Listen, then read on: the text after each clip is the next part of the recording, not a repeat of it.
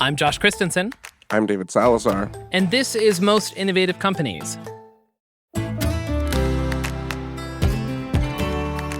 On today's episode, Fast Company senior writer Rebecca Heilweil. Looking at a rocket and thinking, okay, what are the actual constituent parts and how do we build this for cheaper? Fast Company senior editor Max Ufberg. It's fun to have everyone gang up on this one robot. And as always, keeping tabs. But I do find hand-wringing articles about the latest alcohol thing annoying. But first, here's the download, the news you need to know this week in the world of business and innovation.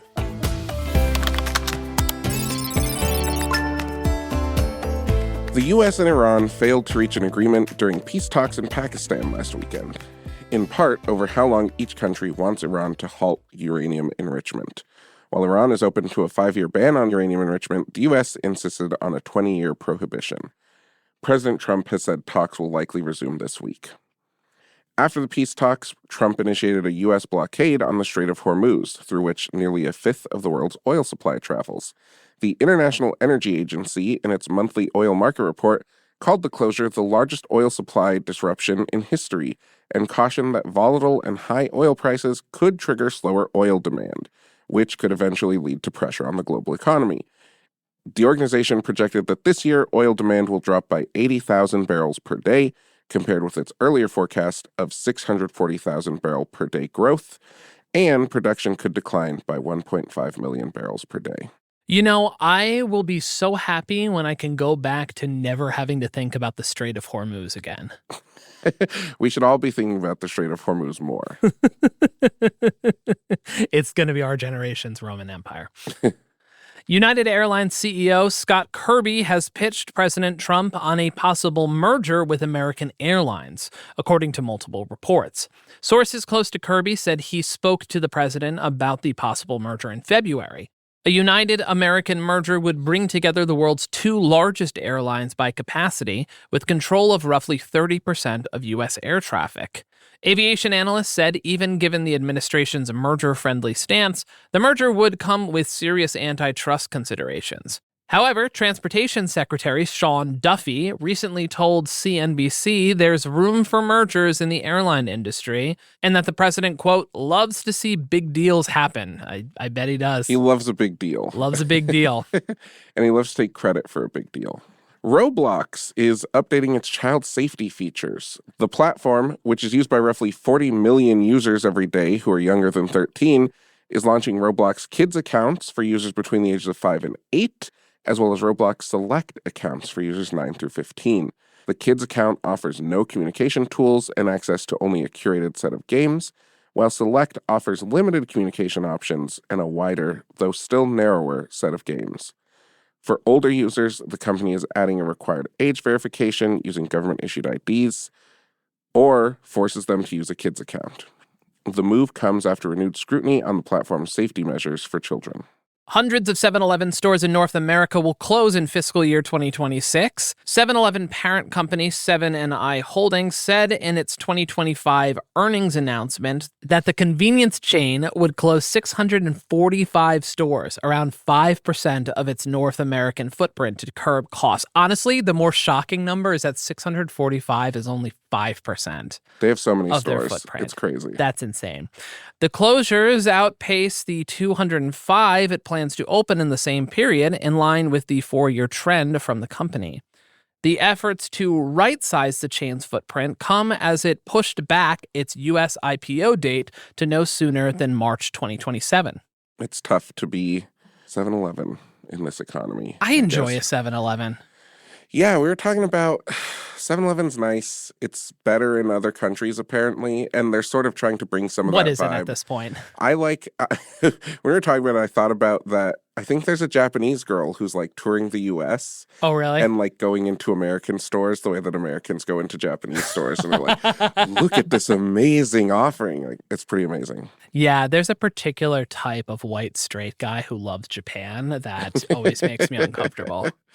Yeah, that's tough.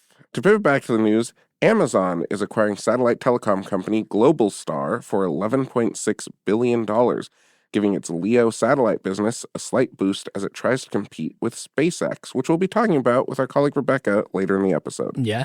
The acquisition adds Globalstar's existing satellite operations, infrastructure, and assets, including globally authorized spectrum licenses, to Amazon's.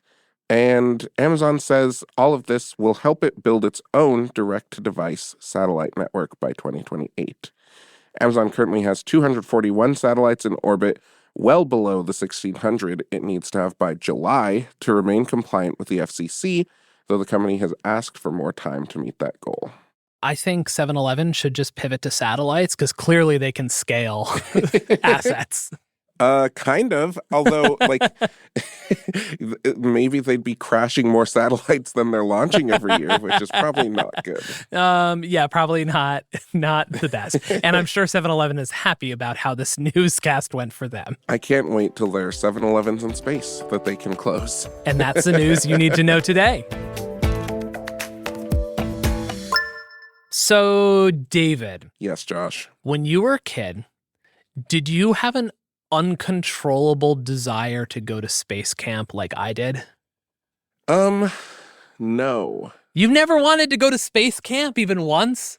No. Do you remember space camp? Was this a thing for you? Is this like... No, I grew up in New Mexico. Summer camp wasn't really a thing. Oh, because it's 108,000 degrees in the summer it's not bad. I mean, there are summer camps, but you'd think being so close to Texas, I would have heard about space camp, but it really just was. I think my parents made very clear that any kind of camp that cost money was pretty much off the table. Yeah, that's true. I never went to space camp, but I wanted to every single year. I begged my parents to send me to space camp. Really cool. Yeah, it seemed awesome. They put you in one of those things, you go around like the gyroscope things. Ooh. That seemed awesome, although I probably would have puked. Yeah, that's kind of the point, isn't it? Yeah. Well, anyways, Space Camp is one private company that was innovating space for children. Now we're going to talk about another company that has innovated space. And today we're, of course, talking about SpaceX. The company, which was founded by Elon Musk in 2002, is set to IPO at some point this year at a valuation that could eclipse $2 trillion. That would be the largest IPO in history by not a small margin. But this massive valuation isn't the only outsized impact SpaceX is having on the tech industry. They are also a founder factory whose alumni have launched hundreds of companies. Similar to the package we did on Palantir, Fast Company's senior reporter Rebecca Heilweil has compiled a database of all the companies to come out of the SpaceX mafia and reported on what drove this entrepreneurship. She chatted with me and David all about it.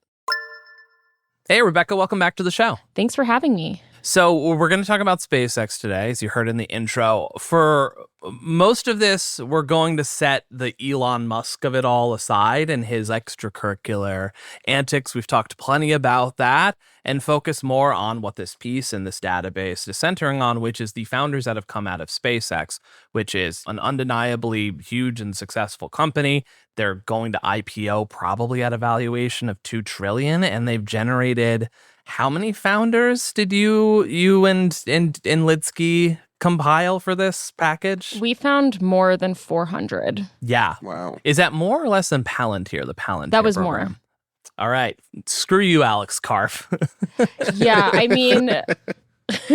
yeah, it was a long and arduous journey going through many, many LinkedIn profiles, staring them down, and I'm glad to be on the other side of this endeavor. I'm sure you learned so much about the Gundo. Oh my God. The what? Sorry. The Gundo? El Segundo? That's what they call El Segundo. Yeah. Okay. Wait, isn't SpaceX in Florida? SpaceX, I think SpaceX in they Hawthorne, were Hawthorne, LA, and then they Oh. moved to Starbase. But a lot. Did you Boca look at the Chica data Starbase. visualization? So many of the Yes, Yeah. they're in LA. All is over. LA and a lot in the Gundo, which we learned that's the nomenclature that some people call El Segundo from Ainsley's piece on Augustus Dorico. Augustus Dorico, yeah. But anyways, before we get into the details on some of these founders, you actually went and witnessed a rocket launch in person in February. What was Ooh. that like?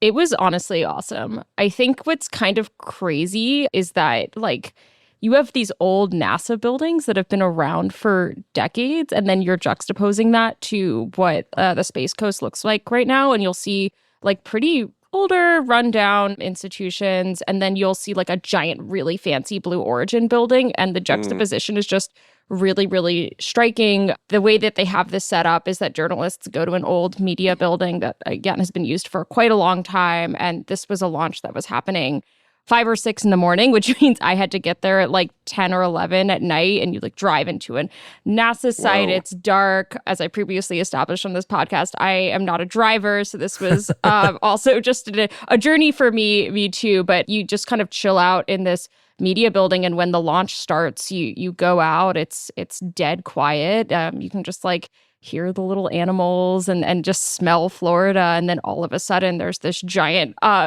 rocket go and turns the whole sky a different color. It's crazy.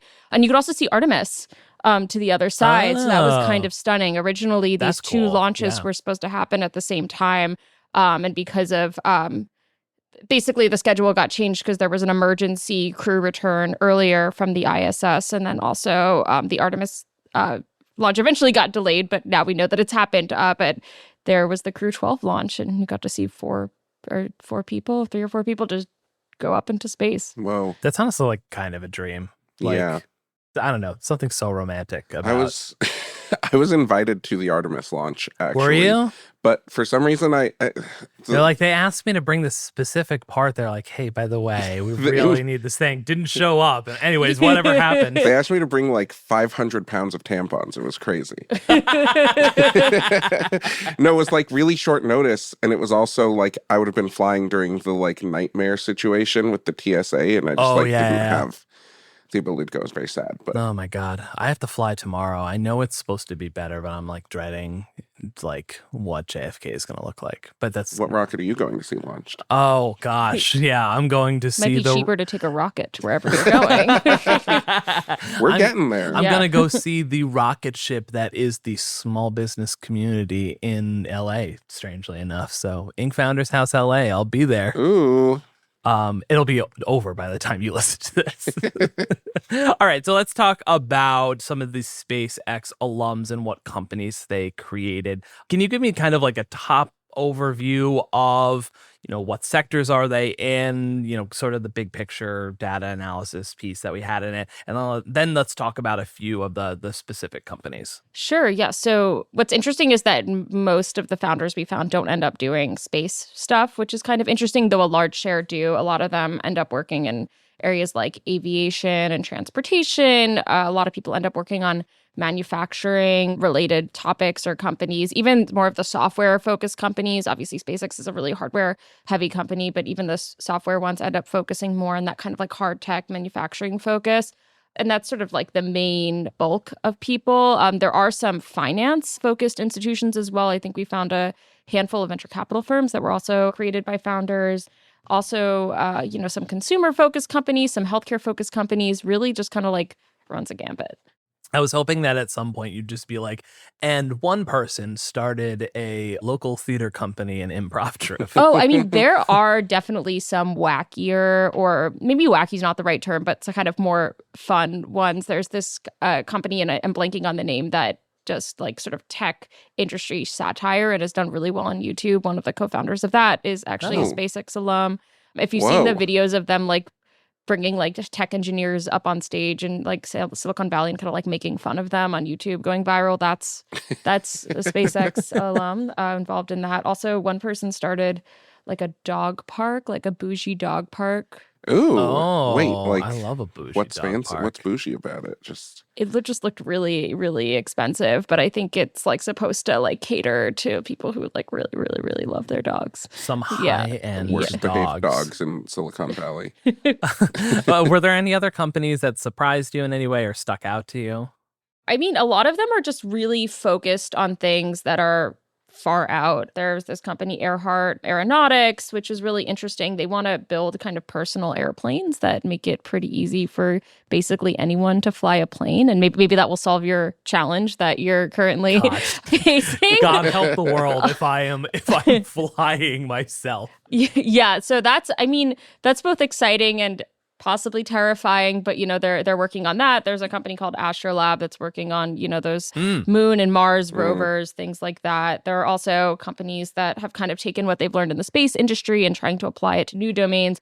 So there's this company founded by a guy named Tamir Blum. It's actually largely based in Japan, but they do agricultural rovers and kind of agricultural robots and have sort of compared that to what they worked on at SpaceX. So a lot of interesting stuff. Also, SpaceX faces there's a lot of focus on SpaceX's heavy reliance on government contracts, and some of these like sort of more heavy duty hardware companies are certainly want to win some Defense Department contracts and want to work with the more controversial parts of the U.S. government. And I think that's important to mention as well.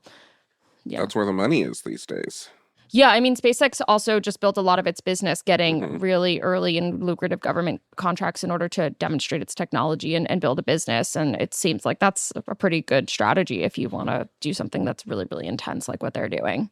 In the story, you talk about some of the unique ways that SpaceX encourages people to approach problems and sort of the leeway that they give people. What about how SpaceX does things really attractive to all these people, and what are the skills that they're honing there? Yeah, I think one thing that was really emphasized to me is, SpaceX was created at a time and a place, and they just did happen to attract a lot of very smart people who were very motivated for a specific problem and get them all in a room. And I think that sort of lends itself to a kind of founder mentality. But there are also other principles that I think are kind of unique to SpaceX, and also particularly unique when you compare them to more traditional aerospace firms or NASA. One of them is really not quite thinking outside the box, but going back to first principles. This is something you hear a lot about in the tech industry, but looking at a rocket and thinking, okay, what are the actual constituent parts and how do we build this for cheaper? And applying that kind of mentality to other problems. Maybe it's in aerospace, maybe it's in farming, who knows, but not just looking around and saying, oh, those people are providing the service this way, let's tinker around the edges, but really just going back to the actual core constituent parts and breaking it down and then building a better solution. Another thing is just not that much hierarchy in an organization. There's not that much, I don't want to say respect for titles, but titles matter, but only so much. And really just the ideas come first. Like they'll be like, we're logic focused or logic first. And they're really going to kind of foreground that in conversations. So it's like criticisms before compliments and very like kind of like get right to the point, get right to the solution kind of mentality. And I think that really stuck out to me. And I think that kind of is something that a lot of these founders brought on to deal with sort of the next generation of problems that they're trying to deal with. They also have a really coveted internship program that you talked about. Yeah, a lot of the people we found were former interns, and it's kind of interesting how working at SpaceX as an intern is sort of seen as something that's valuable if you want to become a startup founder. I've been following the career trajectory of Bridget Mendler, who, for those who know, was a Disney star, and now she is with some great songs, but now totally pivoted and working on ground infrastructure for space. Truly, I would read a 10,000 word profile of her. Yeah, maybe that's something I can do. I would love get to on chat that. with her. Last time you were on, we inspired your emojis on TeamSpace. Yeah, very polarizing thing. But I got a lot of messages on that were like, thank you for speaking my truth. So I feel like Journalism is courageous here. Yeah, exactly. Where was the White House Press Association's honoring of your piece on emojis? Yeah, I mean, there are people in the government use Teams. That's not, and they have this problem. Is that why too. there are Pepe emojis in I would love Teams? to know who put that there. It really is. It's crazy. I honestly, maybe a totally different topic, another follow-up is just Microsoft. Who did this? Like what? Just truly, what is going on there? Stop is like put in the Pepe memes. So Bridget Mendler, I don't think she ended up working at SpaceX, but actually before founding her company, she was saying she strongly weighed interning at SpaceX. I talked to someone who's kind of working on kind of automating just the production of scientific data in laboratories, and they said that working at SpaceX totally changed their life and changed what they wanted to do and helped them see that they wanted to work on sort of a focus on problems in the physical world, which is something you hear a lot about SpaceX. People like, we don't want to just do software. We're not just trying to build an app. We're trying to do something You're not that dealing you see. with widgets. Yeah, exactly. So I think it was quite influential. A lot of those interns do end up getting funding from like Y Combinator and stuff like that. So there's certainly an ecosystem. And again, back to that no hierarchy thing, there is a strong emphasis on interns doing the work of real engineers and working alongside people. It's not a grabbing coffee internship. Yeah. Well, if we were looking at there's another famous thing about Elon Musk companies about, pretty bare bones. They don't hire a lot of people, right? I mean, this is No, it's like you're streamlined, you're lean, you're efficient. vertical integration. So they kind of need them to do a lot, and for pretty cheap. So they're super competitive, these internships. I think it's seen as like something that's quite hard to get. What's interesting is that if you look at the schools that people have gone to, that was one thing that we sort of talked about internally about the project is, are we seeing like a preference for like Ivy League schools and things like that? And it's honestly like obviously those, top schools are there, but you just see schools that are known for having really good like engineering, manufacturing programs. And there is like a wide diversity of schools kind of represented as feeders to SpaceX. I think what's, what I heard again and again is like, can you do the work? Can you do the work? Say what you will about Elon Musk, and you could for a long time, but it does seem like SpaceX specifically really operates in a way that's like, you are doing the work, and if you don't do the work, then get the fuck out. Like, there's a point to us being here, and it does seem like a pure meritocracy in that sense. It's all kind of looked at as an engineering problem, and that sort of affects everything. I think also, Elon is certainly like a big personality in terms of the daily operations of SpaceX. There's the president, Gwen Shotwell, who actually does like a lot of the actual work and gets comparatively and I think everyone would say she has done a quite effective job. But, in terms of the daily operations of SpaceX, and people did talk about interacting with Elon Musk, but, a lot of the organization is kind of very horizontal, and he's certainly there, but it's a big company and there's a lot of people kind of feed the culture, if that makes sense. There's a lot of similar themes into this too, like the Palantir piece that we did a similar treatment to in terms of like how the company's structured, what type of employees they look for. And it makes sense that you're basically, it seems like both companies are looking to hire people that are sort of like really independent, like not need to be micromanaged. They're really looking for people that can just be like, here's a problem, go. I think the corollary to like not micromanaging is just a general trust in people's abilities, right? Yeah. And the trust that like you're going to try to solve this problem, and the actual results are you solve the problem. Yeah. Right. And the flip side, there's like a strong emphasis on not really trusting other longtime space institutions, which is kind of interesting. And that sort of came up as a tension, and people I spoke to, they're question the requirements. Like a government agency is telling you they need this. Think about that. Like, what is actually required here in the assignment? Is there a way to do this, solve this problem better? And that sort of a tension where you're dealing with people who have been in the aerospace industry for 30 years and have maybe done this a certain way. And SpaceX wants to bring in young people who are going to think about things a little bit differently. And obviously that brings a lot of new exciting ideas, but also means that, as anyone knows, tensions between the new and the old in these institutions. And that's especially tense when you're dealing with hardware that has real safety implications. You're talking about something that humans are going to be dependent on to visit space. And that really matters. Yeah, honestly, this is like tale as old as time for government agencies working with research institutions and then private institutions as well. It's just like constantly the culture wars between those two factions. Yeah. It's just, I think it's rare that you have an incumbent that is being challenged by someone who is an up-and-comer in the same way that like SpaceX challenges like NASA orthodoxy. Because like you look at like the national labs, those are all run by basically the same people for like decades at a time. Yeah, more or less. So I it seems rare in government contracting to actually like have the sort of butting of heads. Well, even like defense, I mean, I guess you're seeing that more in defense contractors this is a recently. Big change. And it's like a whole change with how government contracts even work. It's a fascinating evolution that's sort of like a separate topic from it, both related to SpaceX and in some sense like sort of maybe caused by SpaceX, but also just like is really just changing the nature of how the government buys things in a way that might be saving,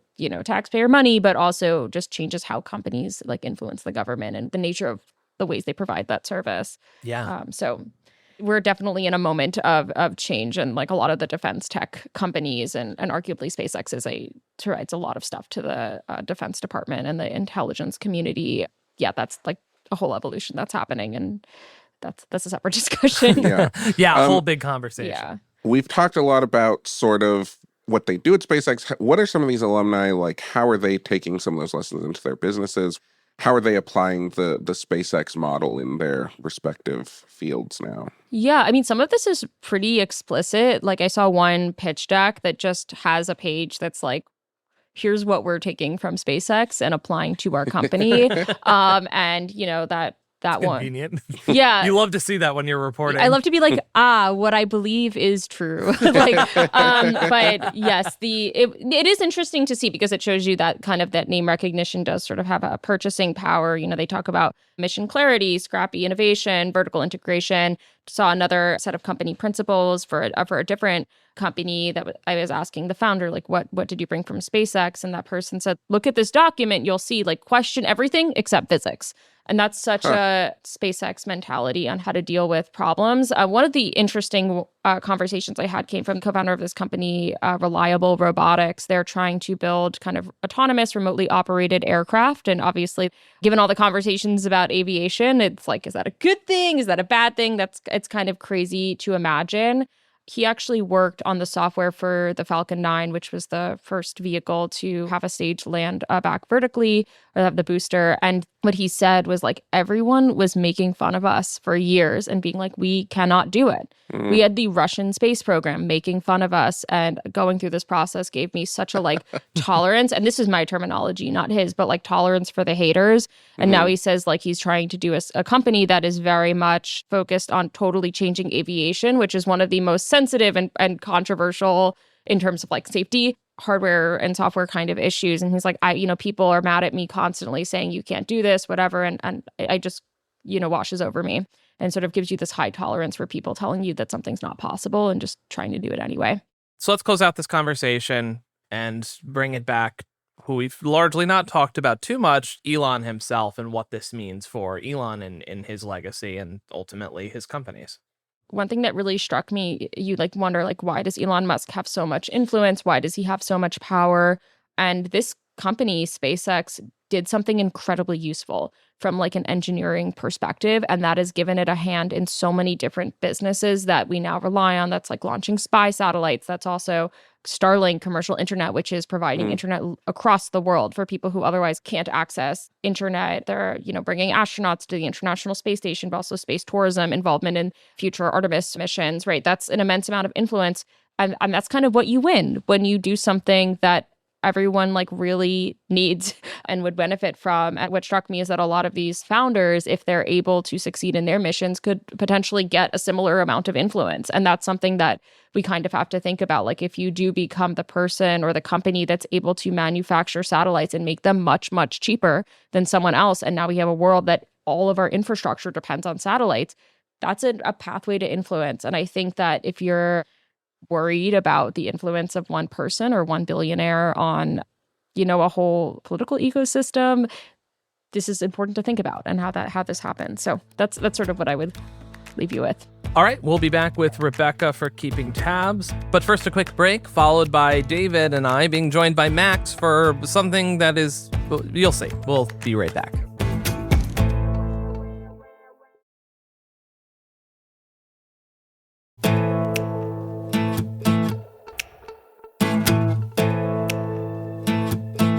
So today we're going to do something a little bit different. I'm joined by Max Ufberg and David Salazar for a little bit of a game.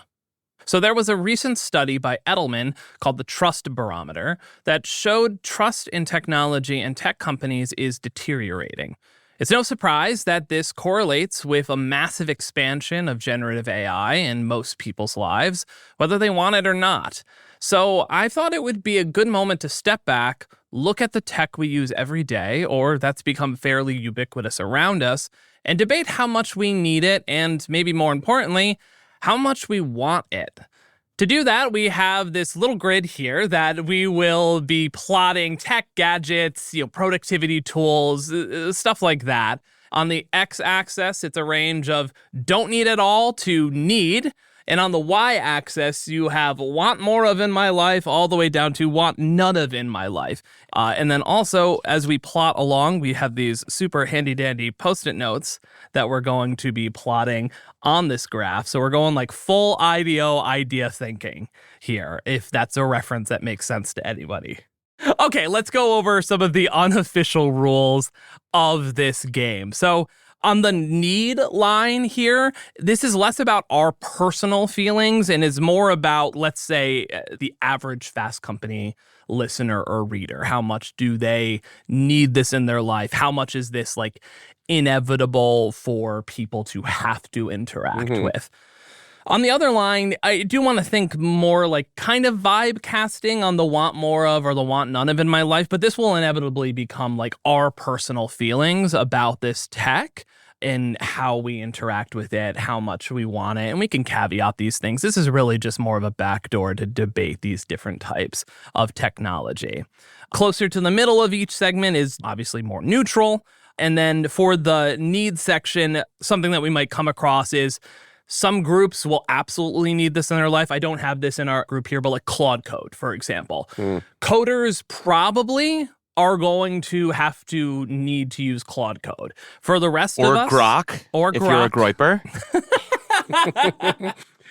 At Der Stürmer, we're writing 90% of our code with Grok code. Oh my God. So yeah, exactly like that. So Groipers obviously really need Grok code, but the rest of us do not need it at all. So we can take that into account as we go along. Does this make sense to everybody? Clear as mud? Yeah, let's do it. All right, cool. Clear as mud. All right, I got a bunch of Post-it notes in front of us. I'm going to start with one that I think is fairly fun and easy. I'm going to start with Waymo. Waymo is the autonomous vehicle. I'll put it to you. Let's start with need. And I think we'll mix into their like inevitability as well. So Max, you cover Waymo quite a lot. How much do we need autonomous vehicles? I think we actually do need autonomous vehicles to cut down on traffic fatalities, traffic in general. Also to maybe cut down on emissions because, I mean, just cars being more efficient as they get from A to B. Also, it could be in lieu of public transit. Is that also like like the public transit thing? Like you could have autonomous public transit as well, theoretically. Technically, like the L train is autonomous in a sense. It's like run by, there are no people, like the signals run it. Yeah, more or less. So you have two engineers or a conductor and engineer on the train. They're trying to cut that down to one now. So like autonomous vehicles, and then as we're thinking about with public transportation. So I don't think those conversations are mutually exclusive. No, I just think in cities, particularly in the western half of the country, which just weren't built for public transit, it's really hard. Like Austin right now is trying to start building a light rail. Yeah. It's going to be really hard to build a light rail that fully services the whole city because the city it's too new. It wasn't designed because it doesn't have the density to support like that kind of public transit, which is unfortunate, but we are where we are. So I think a combination of a light rail and a enhanced bus service, but also probably AVs, I think is an interesting future. So we're definitely on this side of the line with more need than don't need at all. The question then becomes, how much do we want autonomous vehicles in our life? David. I hate them. I'm not a fan. I'd say put it below the line, but not that far below it. Yeah, I would feel like this is a little bit of like a jury's still out for me. Like I want to see how good the technology gets to a point because like we covered Rebecca's piece a few weeks ago on the podcast about some of like the unforeseen or possibly foreseeable issues that came to be. So like right now, they fall into more nuisance than useful, but I think they'll get up into this level. Yeah. Like, I think it's going to become a point where these are second nature, particularly when we're talking about like personal vehicles that are also autonomous, which I can see a lot of value in. I feel like Waymo needs to stop displaying your name on their little sign on the roof. Wait, Yeah. is that like- a thing? Yeah, it is. Yeah. What? Like It's a your little full weird. government name or just your first name? I think You know it what? That's probably depends your on what you choice. put in. It's like yeah. David's Waymo? Yeah. Yes. And I think like the idea is that you'll feel like a celebrity because a Waymo pulls up. I think in reality, you feel like a freak because your name is displaying on a Waymo. Oh my I God. actually think maybe they should do that on human-driven ones that you feel worse about using. The higher the emissions rate of the car you're using, the more information is posted on it. Cell So it's phone like, number. yeah, if you're in a Hummer, it has just like your address, it fully doxes you. Mother's birth certificate. There's Yeah. birth certificate. It just starts spewing out copies of your photo ID and passport. All right, I think that's a good place for Waymo. Let's move on to another one. I think this one is especially controversial now because of recent news events. Ring doorbell cameras. So we'll also include the world of home surveillance. I say don't need. This one falls pretty low in the don't need and don't want in my life. Like I truly don't see the value, the overwhelming value of like, oh, I need this. Like Thank God you guys are saying that. I was a little nervous that like one of us would disagree, and then because Ring is so narc coded, yeah, for sure. I didn't want to have to start hating one of you guys. Well, especially Just the kidding. recent news. It's like what outweighs the benefits of it. It's like, oh, I can see when a delivery comes, some home security stuff, but is this the most efficient home security stuff versus like the mass surveillance of like what they had the recent commercial about like, we'll find your dog for you. And people are like, who else are you finding with that, buddy? Yeah, it's very... I also, it kind of enables our worst instincts sometimes in the same way that Nextdoor kind of is a component of like an informal surveillance state. Or like the Citizen app. Remember the Citizen app? The Citizen app. That sort of stuff, like the vigil, like both enabling vigilantism and like mass surveillance, sort of like really weird, creepy stuff, and especially in like, you know, not to get political, but like probably not a great idea right now for massive tech companies to have all of that surveillance data on people. Unlike some of these Silicon Valley ghouls, I am like happy to live on Earth among fellow humans. Hey. And with Ring, it's like, I want to go to the door and see who's at the door. There are plenty of annoying people who come to my front door, like selling stuff I don't want or whatever. But like, that's also the human experience. And I don't want to remove that from my life. Yeah, I agree with that. I think that's kind of like what a lot of people are feeling is the whole point behind like this segment is like, I think we're in a point where the swing away from trusting tech is moving back in the other direction. Yeah, there's so much stuff that everyone sees every day where it's like, do I actually need this in my life? Yeah. No, great idea, Josh. Max, just by the way, Silicon Valley, there's human interaction. You just haven't been in Peter Thiel's hot tub after midnight. Listen, it's where all the singles meet their husband. That story, yeah. Listen, I genuinely find Ronan Farrow insufferable. Damn, he's a good reporter. Let's keep along the Ring family and their parent company. This is a stand-in for basically all sort of like D2C or online shopping. Amazon. I think dicey. So do we need next day or same day shipping or stuff as fast as that they try to push it to us?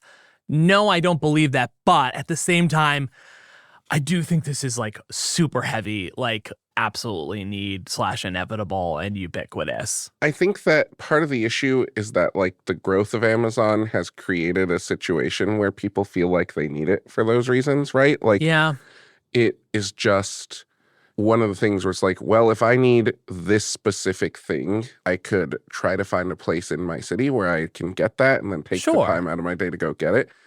Or I can look and see what the option is to get it here quickly. Like, I think that it's so tough, right? Like day-to-day stuff. Like one time I accidentally opened my neighbor's Amazon package and it was like a salt well and lotion. And it's like, I don't know that you needed any of this immediately, but I've ordered some stupid shit pretty quickly. But. So that is also the thing. But I will say like from like a delivery and the sort of infrastructure they have, and I know there's like, this is all in total. Do you think about like, you know, I think about people like my in-laws who are largely shut-ins, like like that sort of thing. There are some people who I think like this is an incredible need for rural communities who may not have access to stuff. The supply chain is undeniably impressive. Do we need to use it as much as we use it? I think no, but societally and broadly, is it, I think, a need for us to have this? Not even getting to just like the cold, hard capitalism and enabling business growth and stuff like that. Necessities. My thing is, I don't think we need Amazon. You think we need to break up big tech? Yeah, I don't think we need Amazon, and saying that we might sort of... So needing a large centralized conglomerate like e-shopping channel, we don't need, but we do need an infrastructure for online shopping. Yeah. And that kind of existed before Amazon. It just took a little longer. We had the USPS, we had other companies that delivered and stuff like that. And Amazon does have, they'll say this a lot, and it is true and also not true at the same time. They do have a lot of small businesses that do ship and use Amazon and stuff like that. But I think that's sort of done at metaphorical gunpoint, you know? Yeah, you have to use it. I don't think we need Amazon in general. Okay. Even if it's a stand-in for a broader situation, I think that Amazon itself is... I think this is a hard central neutral on all ends, yeah? Maybe slightly on the want. I think we want less of it, and it can be on the line. Max, you agree?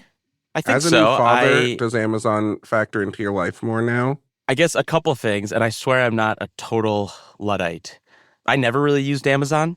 I'm not a big online shopper. Again, I just prefer to go find stuff in person. This has historically been true. I mean, I will use Amazon. Sometimes there are specialty products. And like with a kid, sometimes it's definitely whatever. You're juggling a bunch of things and you just want to get the product. But I don't have Prime, so it kind of takes a long time. But I agree that it is, especially in rural communities, you do sometimes just need Amazon, partly because Amazon undercut the competition and shut down all the mom and pop shops. But I'm like a big advocate for touching grass and like going outside to a store and buying your shit at a storefront. Even if it's, I mean, it's not like I'm buying my toothpaste at like the local apothecary. I buy it at Walgreens, which is down the street. So it's not really that much different in many ways, but I just prefer to see a human being as I do it and have some little benign interaction. Yeah, I do think, again, there are certain products, and particularly it's so location dependent. Before I live in Austin. Before that, I lived in like where I grew up, that region, like very rural Pennsylvania, where it was like from my place to the grocery store was like 45 minutes or something. So yeah, I mean, in that case, like there are just certain things that you can't really get, which is a long-winded way of saying I agree with you guys. Perfect. All right, let's move to the next one. Some of these will be fairly quick, I think. I think this one has a pretty clear marking. And now to say this says Netflix. I'm using this as a stand-in for all streamers. So Netflix, Hulu, Disney Plus. I think this is a... I'm using this as a stand-in for Netflix and chill. Which I know, don't need, don't want. I think this is a very clearly, we do not need this at all. I want so much of it in my life. I think it's way up there. Yeah, I'll do that. Yeah, we don't need streaming. I think it's been... But I love TV.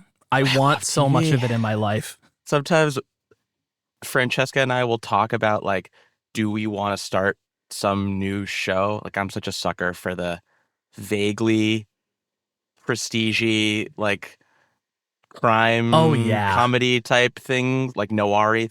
Anyway, it's like, I mean, we do usually start them. But also we're like, it's probably not actually that good. I feel like streaming has got really good at packaging everything to look like it is Hunting Wives? 6 feet under No level. one needed that. Yes, exactly. And like everything seems to carry the like veneer of Sopranos-y excellence. And it's never. It's Hunting Wives. I fall for it every time though, and I watch it. And, I try to, honestly, at this point, if I'm watching slop, it's made to be slop. I'm watching Vanderpump Rules. I'm watching House of Villains. Yeah. Or it's actually good. You know what? Actually, this is not interesting. I think Peacock is secretly a goated streaming love platform. Peacock. I think I agree. Peacock is great. Peacock, This is a great honestly, if that podcast. was If it Peacock, were Peacock, it it'd would be be way me. over here. I want. Could we make I one want, for Peacock? I want 10 seasons of The Fall and Rise of Reggie Dinkins. this is in the streaming entertainment category as well. Spotify or other music or podcast streamers. I think that falls in the same place as Netflix. Like, Yeah, like we all love music. I think they've made it super easy. Yeah. I do think it is like a net bad for artists and I think so. cetera. Maybe a little lower than Netflix on the want more of in my life. yeah. Is there a I like more platform that music. is- Well, I'd that's swap true. them or I put think them it's like let's overlap them. I think they Yeah, fall in the they're same the place. same. Is there Is there a platform that's that's better? good for artists? Like Tidal, SoundCloud. right? There's one Wow. called Tidal. Qobuz that actually Qobuz? pays the most per stream. But again, per Yeah. stream, you're getting like a fraction of a cent. I think the theme here is buy tickets to a live show, go see a band. Yeah. But not through Or- Ticketmaster. Or go to Bandcamp. Bandcamp Fridays Yeah. once a month. It's like straight pass through to the artist. Yeah. As someone who has Spotify, but I don't know a ton about the business of the music industry. Yeah. Like, how could Spotify fairly compensate? I believe that there's a way. Because you can't pay a ton per stream, right? I mean, It I- can't. There's- Like, yeah. Like the Right. problem, the Yeah. fundamental issue of the Spotify business model is that there are no whales, right? You're not paying by what you consume. And so like everyone's subscription is the same, whether Yeah. you're listening to like 1,000 songs a month or 10 songs a month. And it's actually worse for the artists if you're listening to like 1,000 songs a month because that your subscription means less.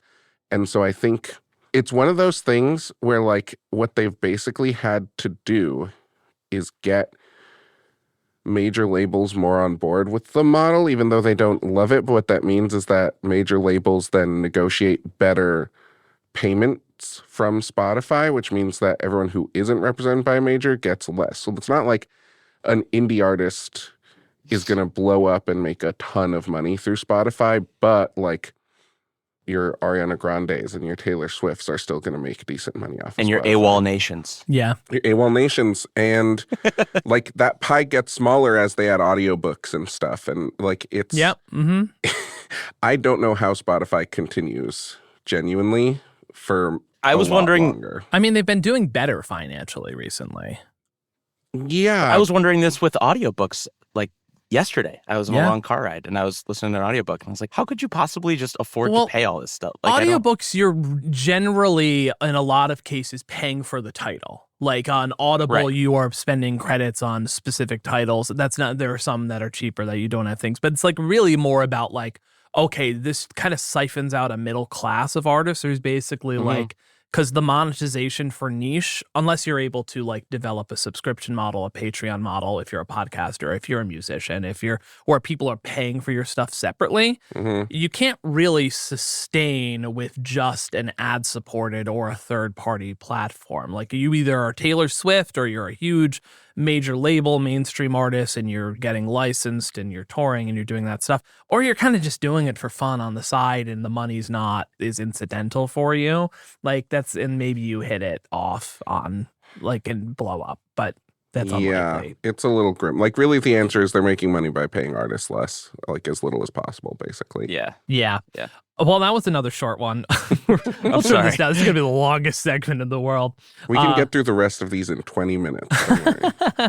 I think this is a big one, but I also think a pretty easy one. Smartphones. I think this is, I would say it's a necessity in life at this point now, but Yeah. I definitely want less of my smartphone in my life. I'm with you. Yeah, maybe put it like in the middle there. I don't know that we need. I think like But- can you get I mean I think some people could get by completely off the grid, but I think those are outlier cases. Just think about like for your job or for your employment, I think it's pretty hard Mhm. to do a lot of jobs without a smartphone to some level. It's hard to And- like live without a smartphone anymore, honestly. Yeah. I mean, a friend of mine who was very like, I have a brick phone, I have an old school flip phone, yeah. ran out of that, like was not able to keep Yeah. doing that for a Same. while. It's tough. It's tough. Like unless and then you have like Chuck Schumer out there being like, I still just have a flip phone. I don't do that stuff. It's like, yeah, dude, but you have your staff checking your email for you. He's ancient and has a million people doing the shit for him. Yeah. I had still have a very good friend. Shout out to Brian. Weird Love flex, him. okay. But yeah, I have a wife and a friend. No, I have a very good friend who has a flip phone, and it's like makes it part of his identity. But also just uses my phone to use Google Maps. Right. And I'm like, this is just a cheat. It's so annoying. That's the thing. It's just such a portal to a lot of things that are very helpful and necessary. The other thing is at this point, we've designed the world around smartphones. So okay, you didn't need a smartphone in 1990, but now, as basic as QR codes in restaurants and everywhere, it's really hard to function without a smartphone. True. How are you going to get your triple dipper at Chili's? How the hell am I going to get my triple dipper? They have normal menus at Chili's, guys. I think let's go, I think similar along that path. Social networks, Facebooks, your Instagrams, your TikToks, your stuff like that. I think, again, this is a big debate in our lives, and we have court cases happening right now. I think this falls less need. Don't need, don't want for me. Is it don't need, don't want that far? I think if we're including a LinkedIn, or it's do you need some sort of online presence? And the easiest way to do that is a social media page like a LinkedIn or an Instagram. I need Rise and Grind content on LinkedIn. A lot of chopped up episodes of Shark Tank in the LinkedIn Reels tab. I would put, I think we all agree, we want a lot less of in our life. I don't want none in my life because I do enjoy it, but I want less of it in my life. I love seeing what people I went to college with are up to every now and then, but let's put it here. Yeah. I like that. Yeah, that's a good place. And I don't know. I think I'm in disagreement. I do feel like you need it more than we want to admit. Okay. So let's put it on the line. But only because we're grouping in LinkedIn with TikTok. All social platforms. I feel like there is a high likelihood that you kind of do need one social platform, whether it's communicating with family. Whatever. No, you're right. I think I agree. I think I agree with that. Good, fair. Bring this back to earth. Let's move to one that I think you guys got all gassed up, and I had to come and No, it was perfect. Oh, this is gonna be a hard pivot into something else. EVs, electric vehicles. I think this is near peacock territory. If we're taking on... We've reached peak peacock? No. I think I want more of. I personally would love to have a Rivian if I can afford it. I'm also including in this... Don't want, no need. I'm including in this electric vehicles across the board. Electric vehicles, if we're talking about long haul trucking, if we're talking about anything I think we need it for the planet. I think we need it for I think that there are also some pretty cool cars. I think a Rivian is a sexy car, personally. Yeah. And I definitely so I want it. I think we need it. Peacock territory. Anyone disagree? My only issue with EVs is just the sheer. It's a path toward a good future, I guess. I think that they're obviously the downstream things of EVs where it's they're so heavy that all the parking structures will crumble, or all the batteries are made with earth minerals that are, basically causing geopolitical strife and ruining people's health. That's true. But if we expand this out to think about electrification of public transport as well, which I think is part of this conversation. Yeah, I think that in general, less fossil fuel dependent things are good. What we need are batteries that don't. Now, I have a hot take, which is that more fossil fuel dependence is good. Okay, Texas. Just kidding. You pan up, you're wearing an ExxonMobil t-shirt. Max, did you take a personal sponsorship? Someone just came from the ExxonMobil. From the ExxonMobil Albuquerque Balloon Fiesta. Yes, they're the sponsor of the Balloon Fiesta. That's so funny. It's evil. Okay, what's next? All right, let's go to smart glasses. Or I'm going to put this in two categories because we got the next one that I'll do. AI-enabled wearables, and then we'll do non-AI-enabled wearables. I guess might be I guess that's not really that much different. Anyway, smart glasses. Who cares? Oh, smart glasses. Ray-Bans. The Meta Ray-Bans. As they are popularly used, I say don't want, don't need. Apple Vision Pro. Anybody? Where isn't the Goon Cave?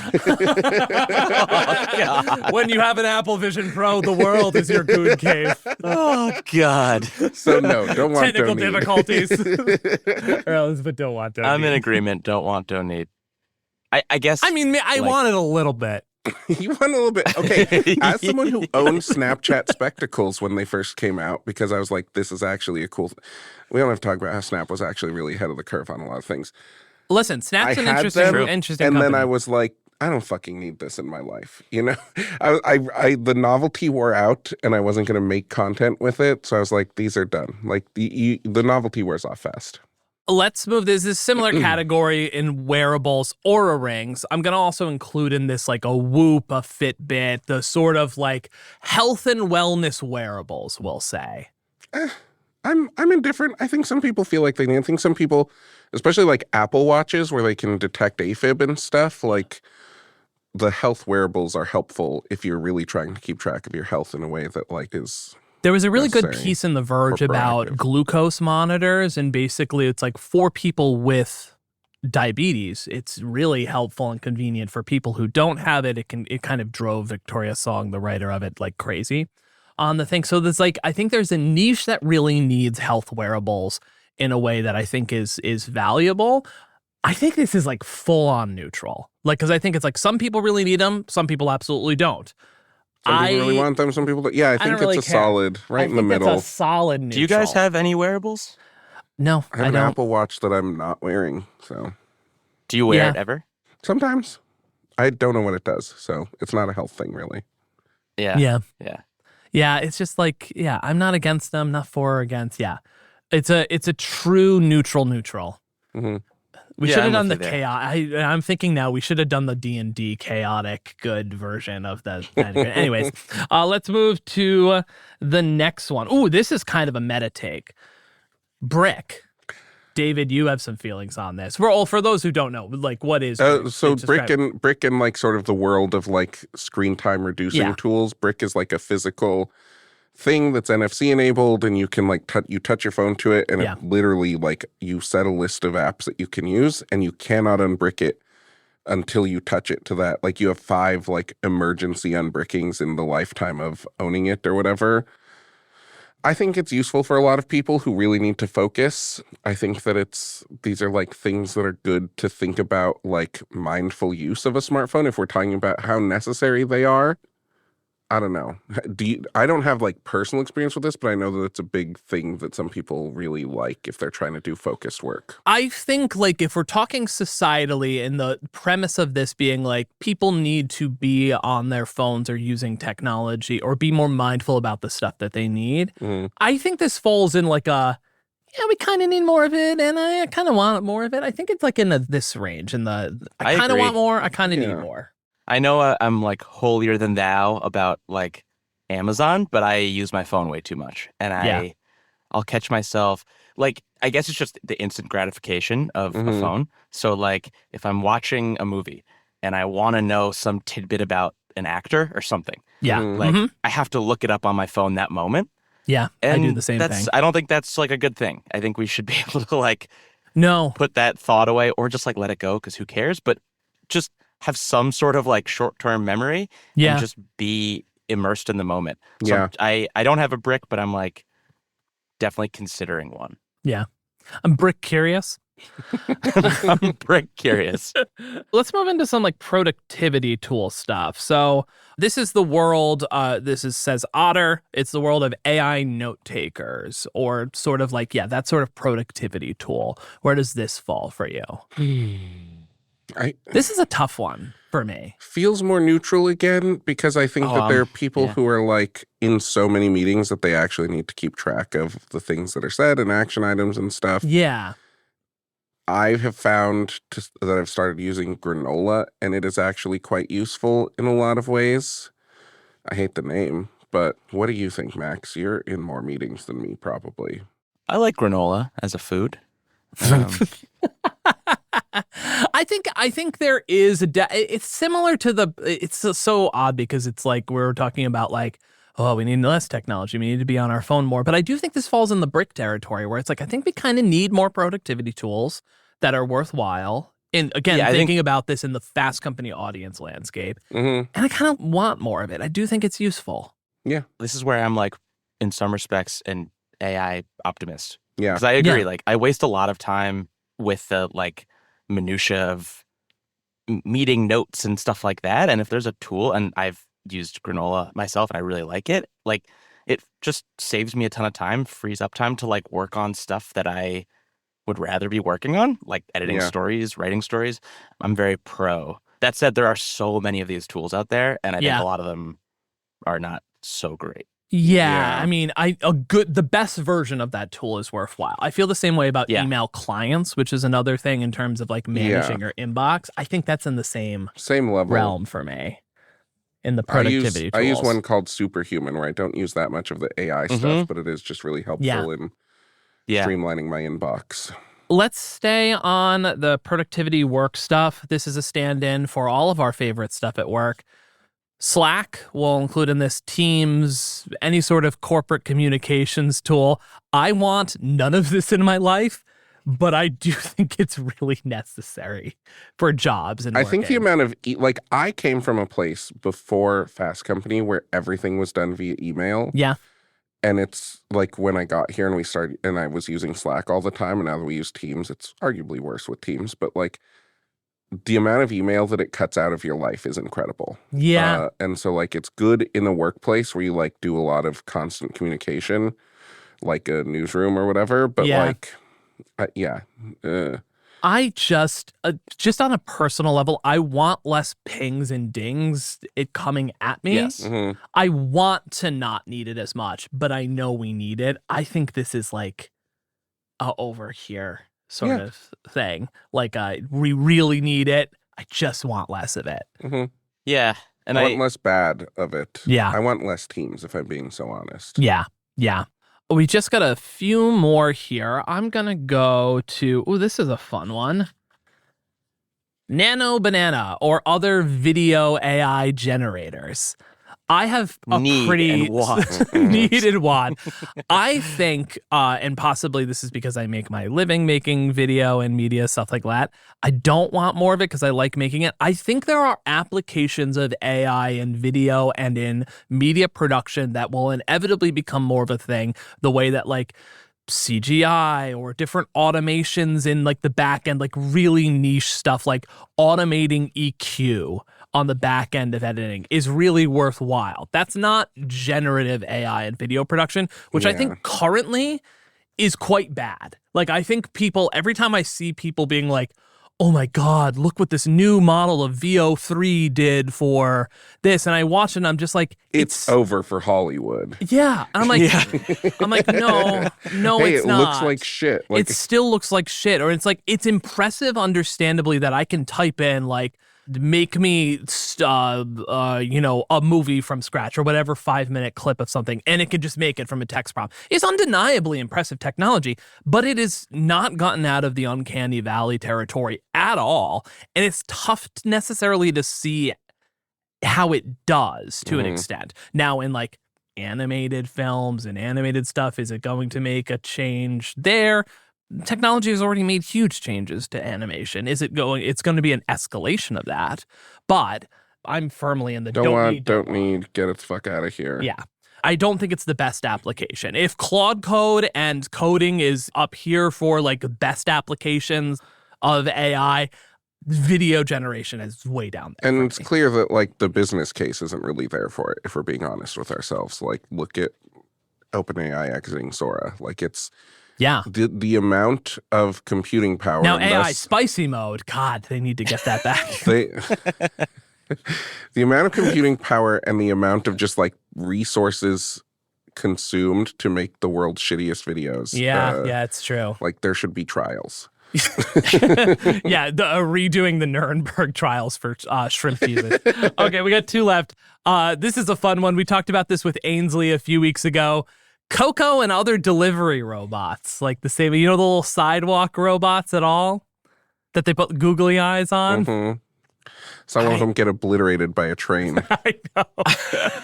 I mean, need more content like that. So yeah, here's my take. I'm not going to put them firmly in the don't want, don't need distinction because it's fun to have everyone gang up on this one robot. So it's peacock territory, it's nice baby. to have a common enemy. Yeah, exactly. Oh my God. Yeah, I think it's a slightly don't need because of the last mile delivery stuff. Like, I think there's business value in that. It's not the same way that like safety is a concern with like autonomous vehicles when you have like delivery drivers. It's like it's less of a concern on that front. But I also like I'm kind of in this territory. It feels like a novelty. Yeah. It's not like I think people have solved last mile without the dumb little robots. Yeah, that's true. That's true. And it's again inevitably going to become like drones flying at your apartment, and that I don't want at all.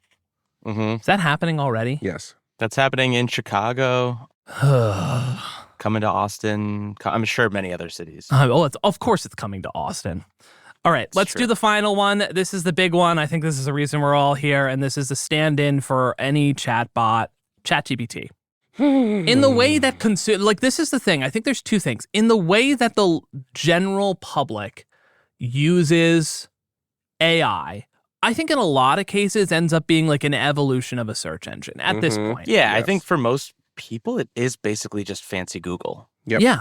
Yeah. I think there are a lot of just like bad results of increased use of LLMs as a search engine. Like beyond the obvious one for us, which is fewer search people traffic, coming to websites that actually have the information. There's also just like the slow lack of the ability to actually like do the thing of sorry, that was really like researching or writing. Yes, yeah, like finding the information you need on your own was a skill that they taught you in school. And I have a friend who's in like a master's of public health. Yeah. In like a stats class, I think, who was like, just ask ChatGPT. It's like, you should not be telling people that. No, I do think the action, but it's like in some cases, you hear a lot of like boomers talking about how kids can't write in cursive anymore, where it's just like, well, you don't necessarily need cursive. So what are the aspects of finding information that are superfluous and that will naturally change and be worthwhile?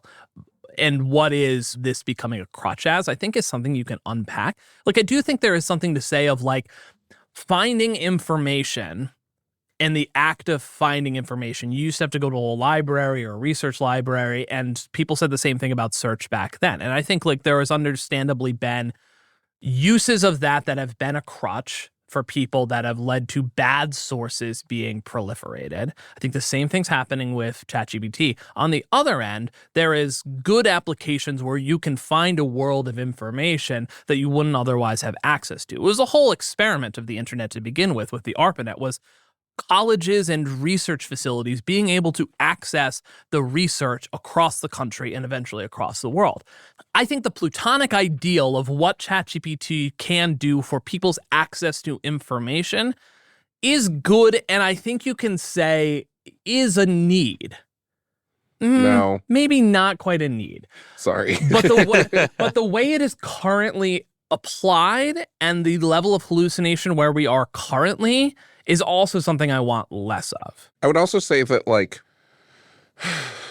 the whole issue of the fact that, like, it was created by stealing everything on the internet and that's also a bad thing.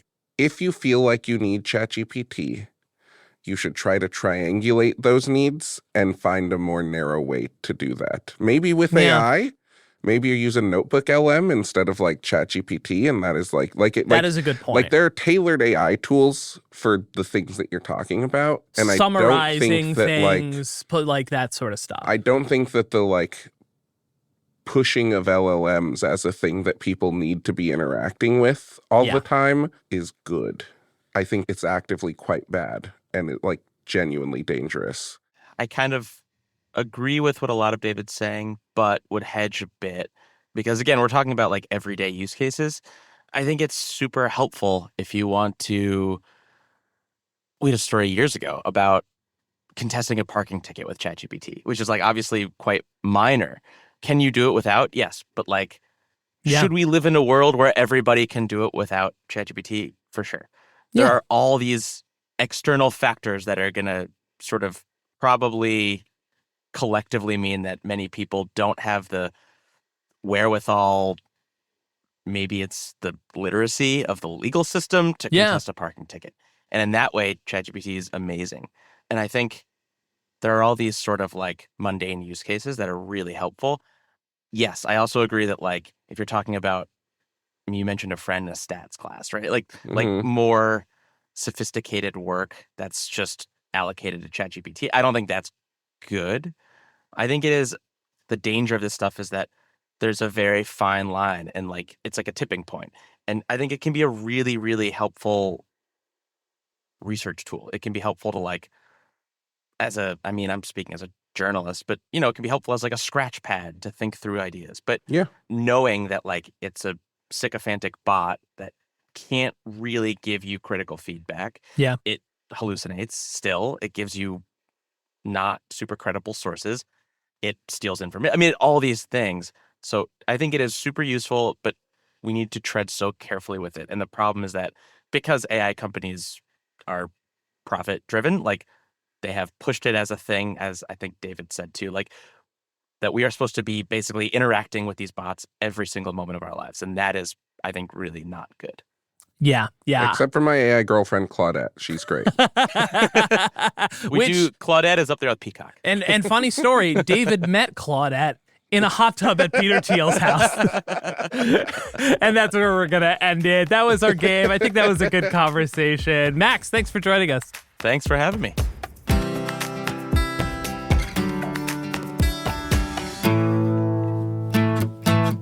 Okay, we're back with Rebecca, and it's time to wrap up the show with Keeping Tabs. This is where each one of us shares a story, trend, or piece of pop culture we're following right now, business or otherwise. So, Rebecca, since you're our guest, what are you keeping tabs on? The final season of Hacks. Oh, yeah! Yes! So good.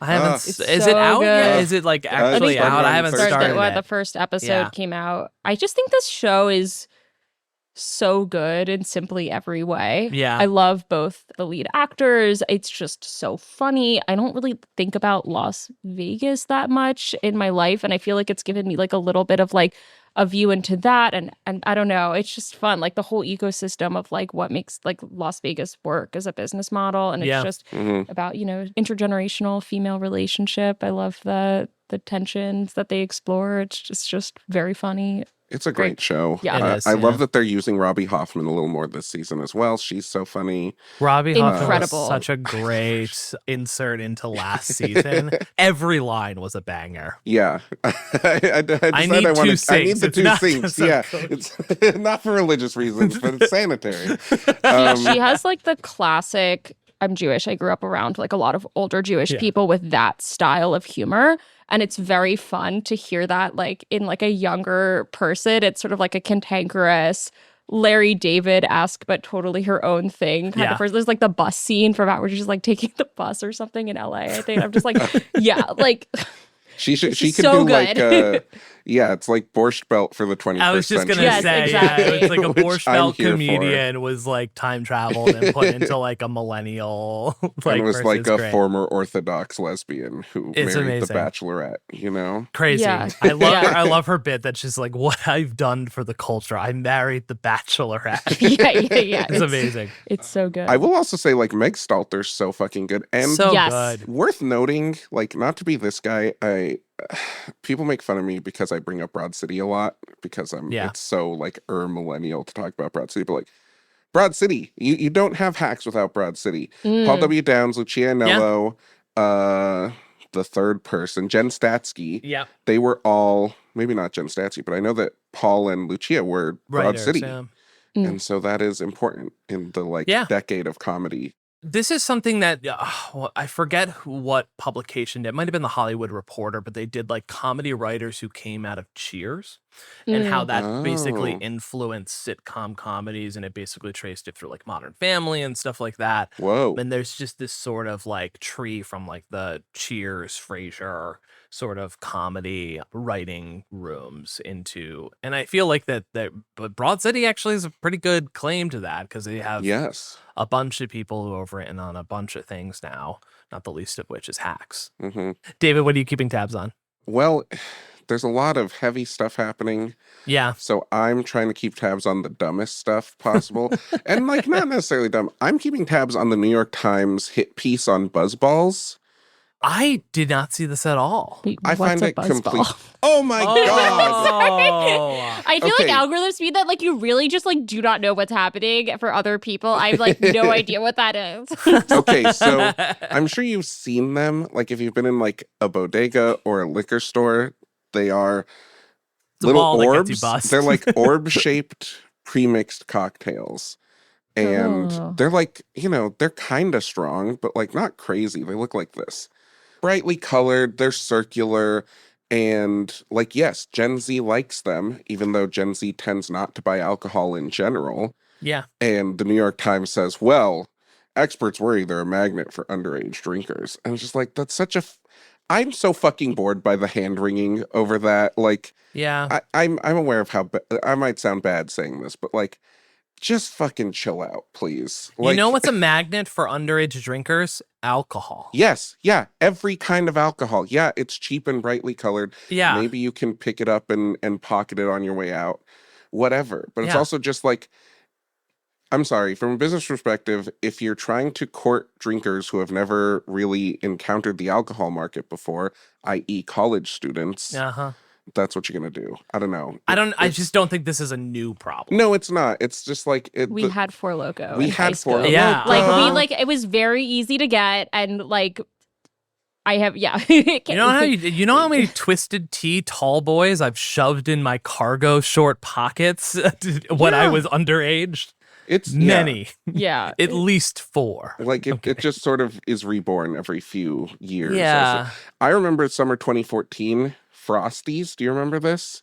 They were like I an don't remember Instagram this. run, basically nutcrackers. They were like frozen nutcrackers. Oh, And you know who fucking okay. ruined it? Chuck Schumer, everyone's favorite killjoy. These moral panics over certain things just sort of Streisand affect them, like Right, to and an I'm extent. probably giving this more air because I talk about it, but I do find like hand-wringing articles about the latest alcohol thing annoying. Well, it is a sort of like if it bleeds, it leads sort of thing, sensationalized like that. I think like the Think reason of why the the New York children. Times keeps exactly, it's all of these things, and it Mm. goes back for years and years and years. How many big think pieces are? I mean, how many think pieces are there about social media's effect on children? Even if there is some truth to these things, like the moral panic about it is just so overwrought and not nuanced. Like No, it's because then you ridiculous. have like, it's so tough, right? Because like, yeah, social media is bad for people's brains, especially if they're developing brains. But if the solution to addressing that is like gutting Section 230 yeah. and making everyone give you their ID to use a website, that's bad. This is like sort of It's like, you know what we need? possibly Mass much worse surveillance. if Yeah. you think about like literally anything. Like just think Yeah. about history and social science like a little bit before you like do these things. Truly, because Yeah. always it's like moral panic, mass expansion of the surveillance state. Like it's almost always that direct correlation.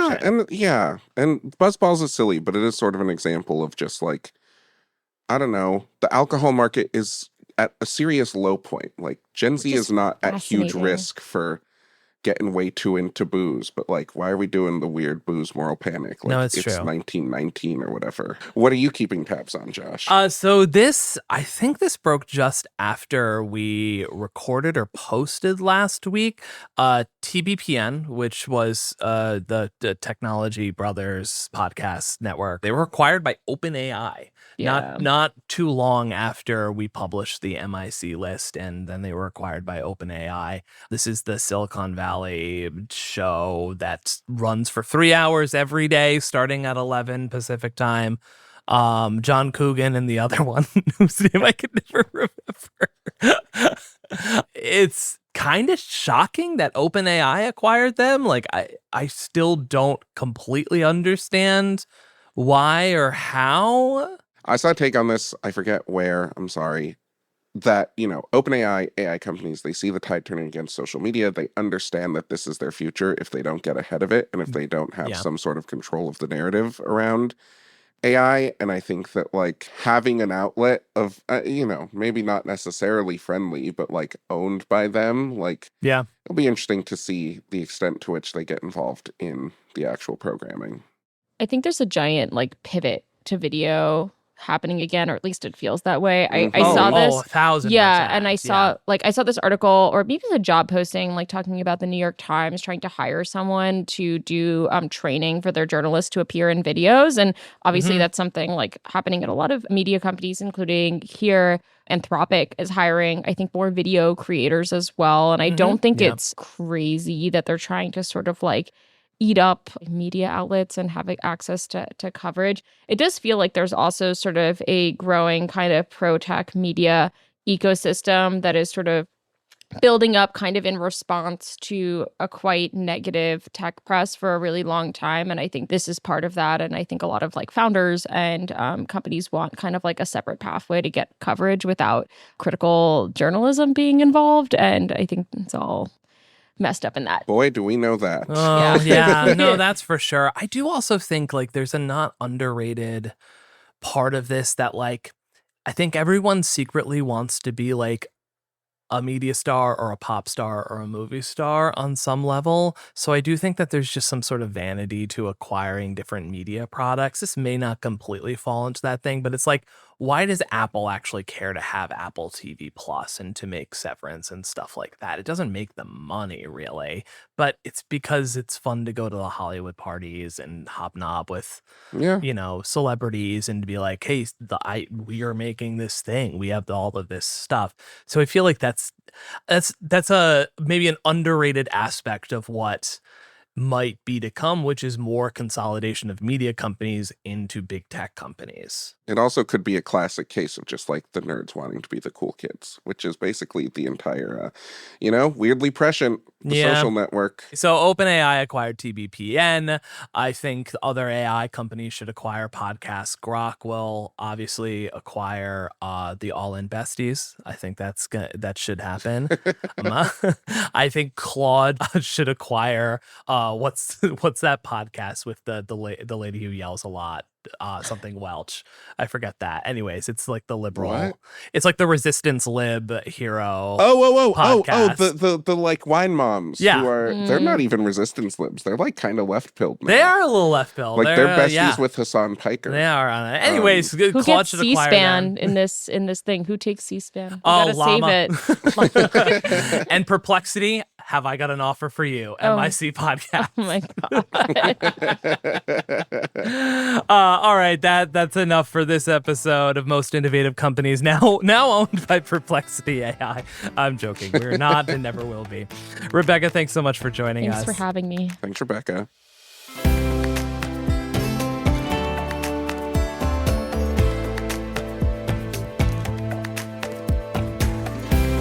Our show is produced by Blake Odom, Sam Gebauer, Hawa Atori, and Mariam Kibaruidze. Editing by Matt Toder, mix and sound design by Tad Wadhams and Nicholas Torres, and our executive producer is me. Remember again to subscribe, rate, and review, and we will see you next week.